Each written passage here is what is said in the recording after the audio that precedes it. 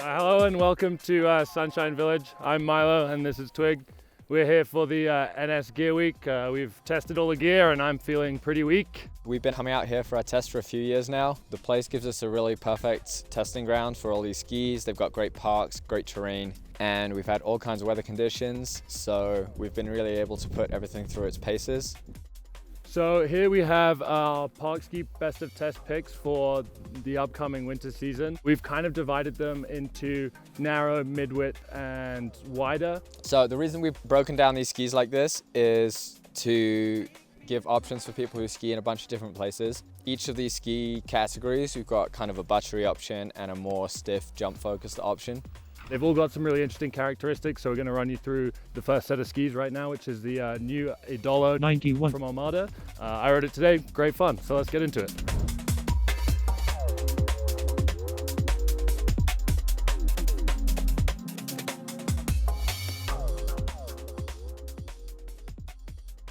So first up we have the new Armada Edollo. It's now 91 underfoot, which is a big change. The old ski was 98, and basically, as we understand it, as Henrik has got a little bit older, he's been preferring a slightly narrower ski because it's better on his knees. As someone with totally awful knees, I totally sympathize with that. I've been moving narrower and narrower skis as I get older too. That's meant this new Dollar has been really fun for me. It's got that same playful feel as the old ski. Super buttery, but it's just in a narrow platform and makes it a little bit quicker edge to edge. This year Armada made the Edollo in a 186. This is a 78. I like a tall ski. I was on that ski today. You know, extra length means that the ski can be soft and still have stability for bigger jumps and landings and things like that. The new Dollo has a lot of similarities to the old one. It's got more tip rocker than tail. The tail has just like a smidge of rise, and if you pull the camber together, you get about that much rocker, whereas the tip is rockered further down the ski. The other thing that they've done with this new Dollar is they've made it a little bit stiffer than the old one.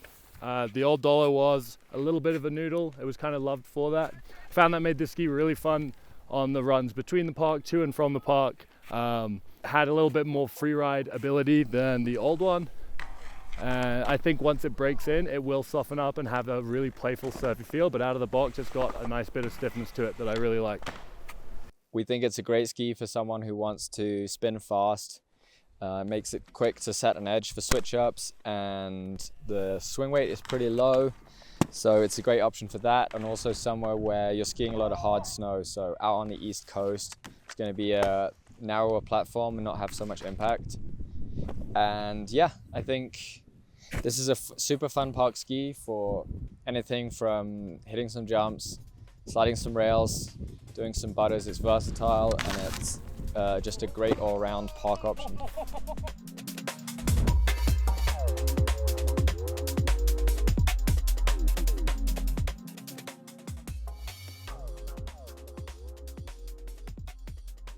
Next up we have the Faction Prodigy 1.0. This has been a staple of Faction's line for some years now, and it's still just as fun as it ever was. The Faction Prodigy 1 is a narrow ski in the Prodigy lineup from Faction. The flex is pretty progressive through the whole length of the ski. I found it was very responsive in butters and presses, and yeah, it's a really fun ski, pretty light, quite a few options of mount points as well, depending on how you like to ski. Yeah, I think that's a really good point. This ski comes with an offering of 3 mounting points, which is classic, progressive, and new school.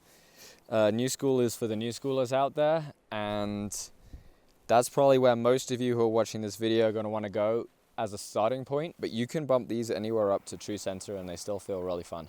As far back as new school or even further back, then you really have a ski that wants to have a bit of energy put through the tips of it. But at new school and further forwards, it starts to become quite a drifty, surfy platform, which is really fun.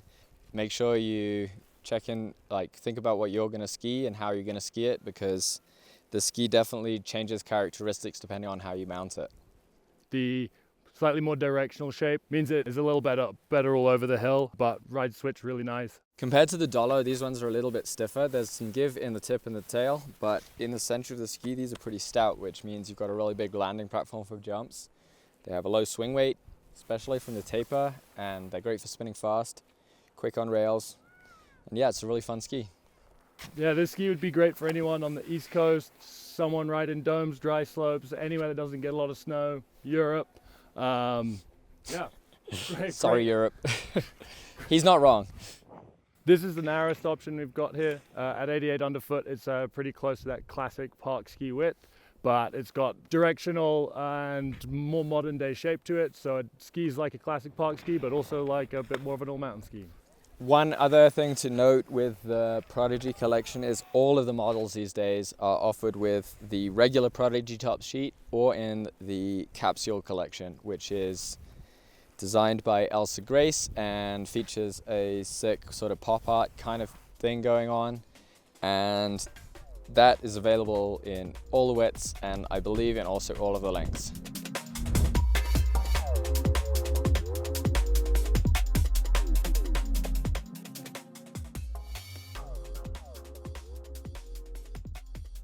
So next up we have the Volkl Revolt 96, which is the mid-width result. So they go all the way down to an 84 and all the way up to a 121. But we think this one is the best one in the park. It has an interesting blend of lots of different Revolt characteristics. It's pretty solid for hitting jumps, but it's also got some pretty modern shaping. It's got some taper and rocker to it, which makes it quite playful and surfy too. I've always found Volkl make really good skis. I always find them pretty intuitive. You hop on them and they just ski really easily straight away. They don't take a lot of getting used to. Yeah, 96 underfoot is a pretty classic park ski width these days. Probably the width that most people are riding in the park. Offers a little bit more surface area for surface swaps, things like that, and a little bit of float if you do decide to go hunting for some fresh or in spring conditions. Keeps you above that soupy stuff. But yeah, this ski's really fun, nice and stiff, got a lot of pop and energy. Going to be really, really good for those jump skiers who just want a little bit more of a versatile option than say the Revolt 90, which is also a great ski, but that's your fully symmetrical park ski for sure, whereas this has a little bit more of a directional all mountain flavor to it. Like the Revolt 104 especially, the 96 has pretty deep rocker lines. The tip rocker is almost past halfway from the tip to the binding, and the tail rocker is also pretty pronounced. It's almost a third of the ski. That means that when you're skiing at low speeds, they drift around really nicely, which is great. But Volkl have a really neat trick, which is they manage to match their side cuts to the rockers really well. So when you throw the skis on edge, they actually also carve really well. And I'm old, so all I care about is carving. These skis have a bit of a milled out section around the tip and tail. This does two things. One is to reduce the top sheet chipping and delam, which famously happens to park skis because we beat them on rails all the time. The other thing is it takes a little bit of weight out of tip and tails, which means that the swing weight is lowered down. We've seen these skis hold up really well for a bunch of skiers. So these are a pretty good one to look at if you beat your skis pretty hard and you want something that's going to last a little bit longer. All the skis in this lineup have been developed with the Volkl team and athletes. With Volkl being such a heritage brand, they've just been doing this for so many years. They've involved some great athletes and it's really produced an excellent ski, so credit where it's due on this one.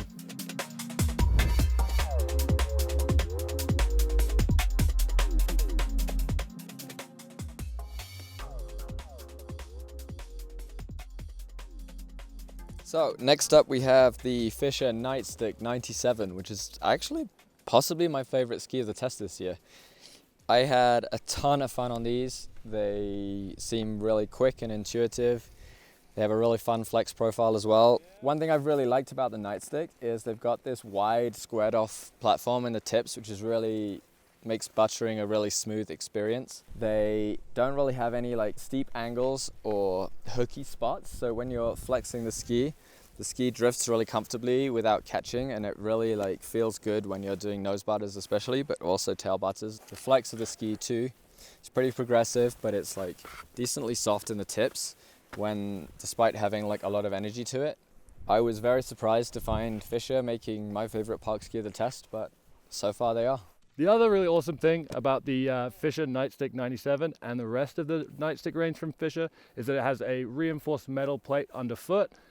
This is obviously a high stress area when we're riding in the park, hitting rails and doing all that stuff. It's usually the spot in park skis that breaks first. A little bit of extra reinforcement in the meat of the ski under your foot is going to help these last a long time. The Nightstick 97 is a pretty like mid-flex ski, but it's got a progressive flex, so it's fairly stiff, maybe like here to here. But then you've got a lot of energy and flex in the tips and the tails. They're pretty versatile in the park. They feel a little bit looser than the other skis we've talked about so far. They've got a bit more of a drifty shape, surfy shape, but at the same time they're kind of quick, so you can really like use them to turn hard between features. This ski is for anyone who wants a really versatile park ski that's going to treat them well all over the mountain. As Twig said, it's got a lot of pop and energy in and out of turns. It's got a tight-ish radius. This is a 17-meter radius in the 177, but super light, energetic, and playful. So I think the Nightstick 97 is a really versatile park ski. You can take it beyond the park and it's pretty fun. But for me, where it really excels is that it is both good on jumps and on rails. The swing rate's pretty decent and it has a lot of energy to it. It's just fun in the park. You instantly put them on and you feel like you want to go and do more tricks than you were doing before. For me, I don't ski as much park as I used to, but when I put these on, it really made me want to go and actually send some bigger tricks than I have been this season. So I think that's a great like indictment of what the ski is good at. It's good at skiing park and being fun.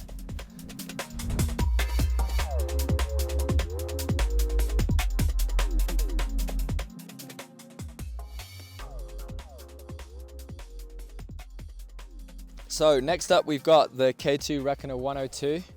This is the first of our two wider skis, and this is a really soft option. So this is a ski that you want if you want maximum butter, like ease of just holding presses and staying with the ski flexed. It's got so much give to it.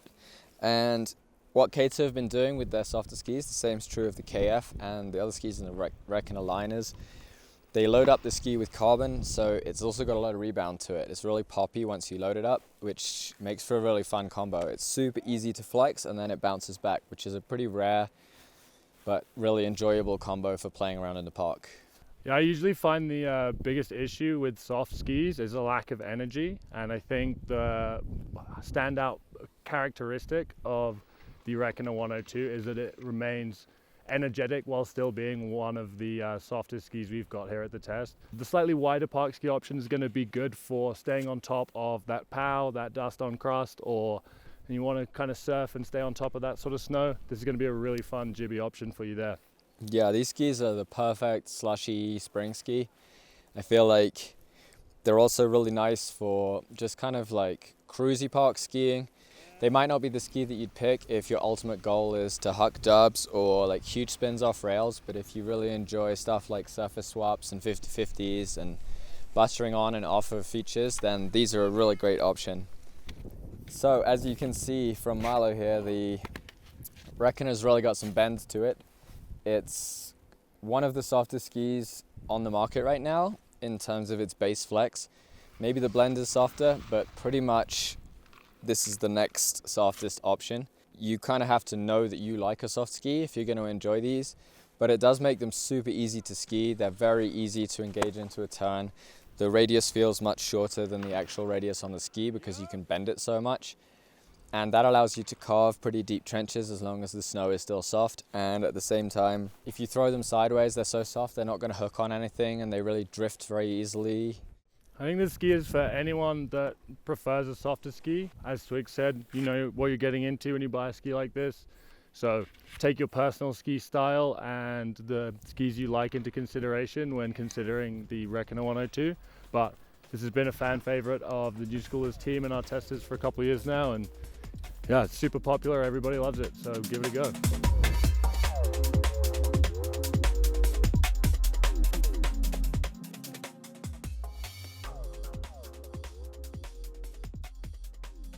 The final ski in the Best of Test Park Ski lineup for this year is the Salomon Depart. It's a interesting looking ski. It's got this pin nose and a fairly flat tail, tight radius.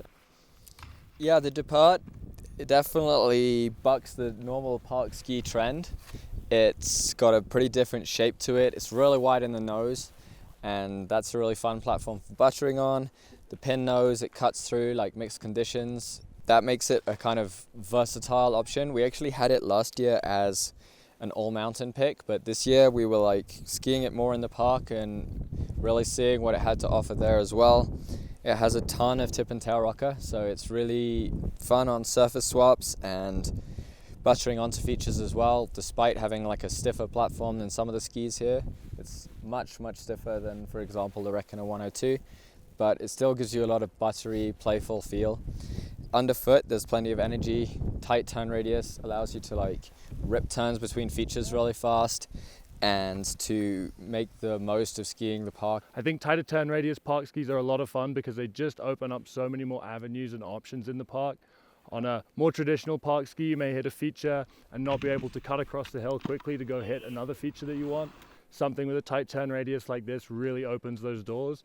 Another really unique thing about the Depart in this category is that it's 106 underfoot, which is pretty wide for a park ski. I've always generally liked a wide park ski, but I think that gives you so much like surface area for surface swapping in 50/50s and tricks like that, which is really fun. The nose is actually 140, which is as wide as plenty of power skis, which means that this ski can do more than ski park, but it's still very adept in the park for sort of modern day park skiing. All our testers ripping around on these and taking a new look at the parks that they've been skiing all season long and really enjoying how this ski gave them a different option to ski it in a different way. A lot of the playfulness comes from the fairly extreme rocker lines, especially in the nose. The tail still also has a bit of that going on. It's much less splay, but the rocker still starts pretty early. This means that you can get over the noses and tails of the skis really easily. It also means that the effective edge is effectively shortened, which means that these skis pivot and slash really easily. You might look at them and think they're a very directional, carvy ski, but that short effective edge really gives them sort of pivoty style that I really like. I think if you've been watching the Depart evolve over the years and the skiers who've been skiing it, you kind of know who this kind of ski is aimed at. It's super like swervy and surfy and fun, but at the same time, it's easy to watch those videos and think that this wouldn't be a like high performance ski. The Depart is a ski you can take pretty much anywhere and rip pretty hard. It could be a powder ski if you live somewhere it doesn't snow that much. It could be a pure park ski. It could just be a ski that you enjoy going around and sending side hits because it's got some stability to it as well. It's a really versatile ski and a ski we think that lots of people could love. So now that we've talked a bit about the different skis and like their individual characteristics, we kind of want to give you a bit of a comparison between these skis and think about who they would work for, but also like what their ideal operating environments are and why you'd buy the different skis for different reasons. So between the two of our narrow options, the Faction and the Armada, we think that the Edollo is going to treat a more sort of swervy, buttery, I guess creative in a way, skier, someone who wants that option to butter, those long rocker lines, doesn't really care about a stiff ski, doesn't really want as much out of a ski in that regard, more is looking for something to have fun on, play around, do some butters, mimic your favorite skiers, Henrik and Phil Cassabon and all of that stuff. Compared to the Prodigy 1, which is a much more stiff ski, got a little bit more of an all-mountain characteristic to it. It's a little bit more directional as well. So if you're not that sort of true center mount ride or die park skier, you might be a little bit more interested in the Prodigy just because of that more directional shape. It is also a little bit stiffer. If you like something that you can lean into, if you put a lot of weight into your butters and want a lot of spring out of them, which is something that I quite like in a ski, I think that the Prodigy is going to be the ski for you. Moving up a category, we think both the Volkl and the Fischer offer a lot in terms of versatility in the park. They're both pretty comfortable on jumps, and at the same time, they're both pretty good on rails. I'd say the big difference between the two is that the Nightstick is a bit more energetic and poppy, whereas the Volkl's a bit damper and it feels a bit more calm in like choppy snow and mixed conditions, stuff like that. Or it kind of just depends a bit on what you like in a ski. The Nightstick feels a little bit more live, whereas the Revolt feels sort of damp and predictable and reliable. So it just depends what your preference is there. Onto the widest end of our spectrum here, we've got two very different skis. Reckoner 102 is still a slightly more traditional park ski, but is is that really soft option. If you're a fan of really soft skis, like to ski in a playful and creative way that requires a lot of bending of your skis, or you don't like a stiff ski, you kind of find they push you around a little bit maybe, then the Reckoner 102 is going to really treat you very well. Depart, on the other hand, is very stiff and damp, but it still has a playful nature to it because of those rocker lines that we spoke about earlier. But it's going to be a little bit more stable. It's going to treat you better through chop. But it's also got this really creative side to it as well. So if you're just looking for something a little bit different, I would say that the Depart is the ski that you'd want to go for. But if you're looking for a little bit more of a tried and true, playful wide ski, then the Reckoner 102 is going to hit that nail right on the head for you. If you made it this far into the video, thank you for watching, and we hope we could give you some really useful feedback on these skis. If you have any questions, then feel free to hit us up in the comments. We'll do our best to get back to you. And also check out the rest of our videos from Gear Week. We've got an all mountain video, a powder ski video, and we're also checking out some boots and some of the best outerwear for next season. Once again, huge thank you to Sunshine Village for hosting us, all our testers for stacking banger clips, and all these guys for making awesome skis. See you in the next one.